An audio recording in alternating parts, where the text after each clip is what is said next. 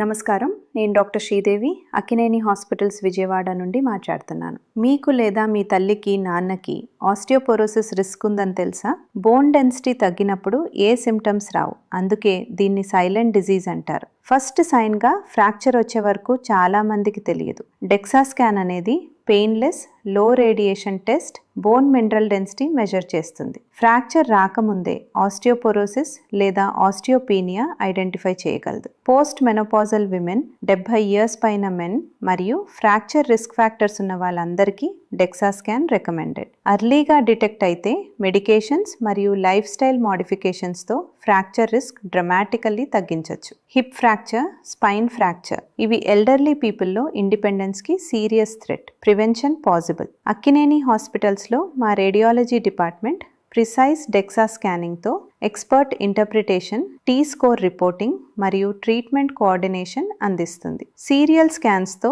Treatment effectiveness కూడా monitor చేస్తాం. Fractures రాకముందే ప్రివెంట్ చేయండి. అక్కినేని హాస్పిటల్స్ విజయవాడ. అపాయింట్మెంట్ కోసం కాల్ చేయండి.